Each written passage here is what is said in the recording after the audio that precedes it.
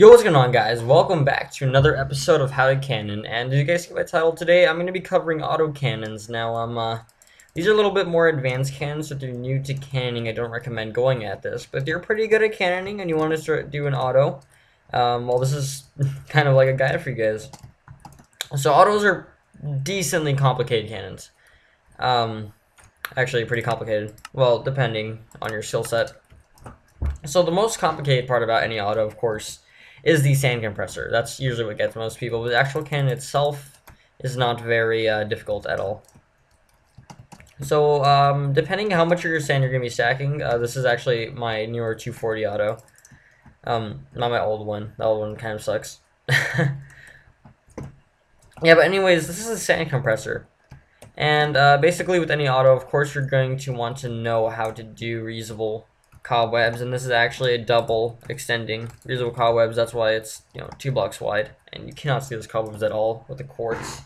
Yeah, but anyways, so this is actually 12 blocks wide, and this actually puts out, you're going to want 2 sides so you can actually have enough sand, because there is a piston push limit you have to take into account. So let's put out 144 plus, of course, 144. So this is putting out around 290 sand, which is overkill. This sand compressor would work for 255 in theory. But anyways, yeah, so this is putting out 290 sand about, maybe like 288. And, yeah, if you don't know how to do reusable cobwebs, well, sorry, you're out of luck. You do need a special kind of clock, which I'm actually not going to show off. That's why I have that blocked up here.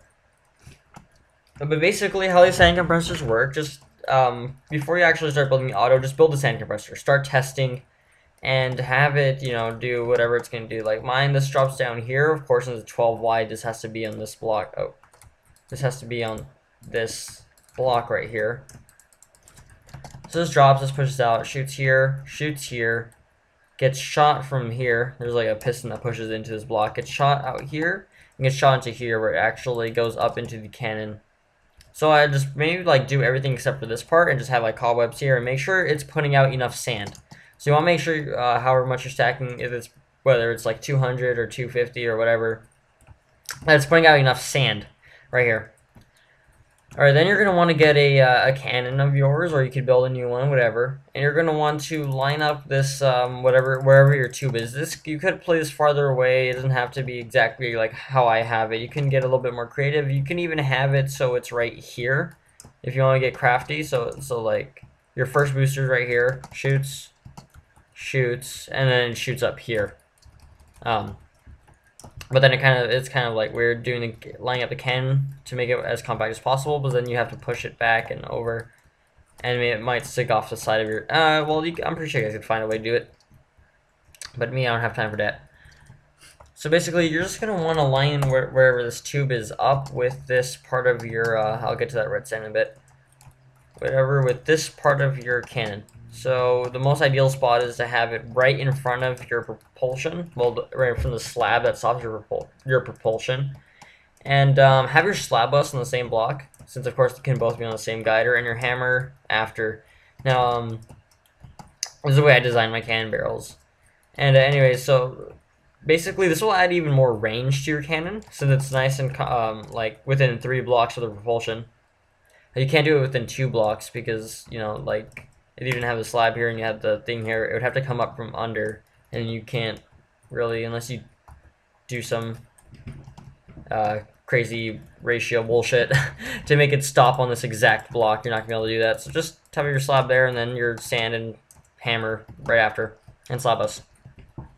So this is actually a red sand loader, and the way these work is basically the same as the sand comps work, and I'll show that off actually real quick. Alright, so basically really early in the cannon's firing stage, this is just a 1, 2 ticks after, 3 ticks, 4 ticks after. I will actually power all these pistons like so. This is at least how I do it. So that redstone powers these repeaters. This signal can reach all the way up here. So all these pistons push simultaneously, which, you know, of course pushes all this sand simultaneously. So it pushes it out, you know, drops into the cobwebs, does its whole thing. It's actually really simple the way it works. You just need to make sure it's timed properly. Alright, so this works with the same principle, and right here you have furnaces to stop it from over pushing and falling into here. You guys saw the video on my other 240 auto. And then, well, of course, this alone, if I just measure this, depending what kind of can you're making, this is probably not going to be enough. I mean, count 12:1, if I can type. So there's only 91 red sand. So then you do have to add something on the side. That's why I have these furnaces here as well. So not only do these go off, if I can work under here, not only do these bottom pistons go off, we also have another pulse making these go off. I actually have it off the propulsion. More convenient that way for me. So you also want to have these go off, and of course if there's nothing to push, they won't push. But after firing once, you'll have a gap there, and on the next shot, this will actually be able to push. Red sand here, and then every shot after that is just gonna be pushing empty space, and then you'll be working your way down with your sand. So that's how the red sand works. Very simple. Excuse me. One of the most difficult, well, probably the most difficult part of building an auto, I'd have to say, is actually this. So the way these work is I just have it going straight up, like really soon after. So if you don't know how far redstone current travels, it will only travel 15 blocks before it has to be before the current has to be refreshed with the repeater. So right here, this counts as 1, 2, 3, 4, 5, 6, 7, 8, 9, 10, 11, 12, 13, 14, 15. It's more efficient if you bring it out to the very limit. And then you do something like this. So you have a repeater, block, block. So now this is 1, 2, and then 3, 4, 5, 6, 7, 9, 10, 11, 12, 13, 14, 15. And you just repeat that all the way up. Now, if you guys are aware of the 2-tick rule I usually use for sand comps, that no longer applies here. So from this booster to your propulsion, if it was 2 ticks, unless you have like a retarded amount of power here, like a whole nother propulsion size thing, you're not going to have 2 ticks. So you just want to save TNT. You're going to have to play with it. The most efficient way of playing with this, well, first, find out what 2 ticks after is. So count the ticks to here, to this booster, and then count the ticks to your propulsion. And make sure you count these repeaters into that, because they count. So make sure you get all these repeaters down. It might be a little annoying, maybe like tally mark or do in your head mentally. That's what I do. So you're gonna time it to your propulsion 2 ticks after that, okay? And then you're gonna maybe add a tick, maybe add 2 ticks, and then just keep playing with that. Just keep adding 2 ticks, adding a tick, and make sure you probably the easiest way to do this is disable your hammer, disable your slab bust, come over here, and probably put like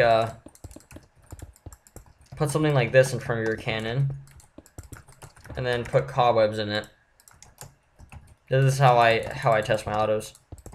So you do that and you keep firing and you just try to find the right timing. Maybe take off most of your, if you have a laggy computer, take off most of your propulsion so it's only like maybe these 2 layers. So when it fires and you can actually see the sand, so you're not like getting 2 frames per second, maybe you can get a solid 20 or 10.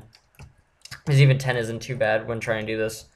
So you can see when the sand comes up, and if you have to add more delay, if you have to take off delay, and if it does actually fire out and you see sand in here, make sure you break these cobwebs and count the sand. And well, of course, if enough sand comes out, you're good, and there's your auto. Really simple, actually, once you think about it. Although, it's, of course, with the sand comp, that does take some knowledge of cannoning.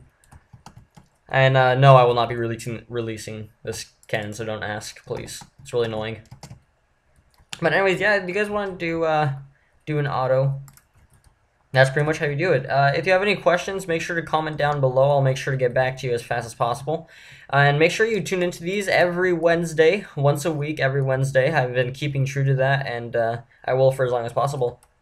So anyways, thank you guys so much for watching. Hope this helped you if you're looking on how to build an auto cannon like these. And yeah, make sure to like, comment, subscribe for more, and I'll see you guys in the next video. Peace.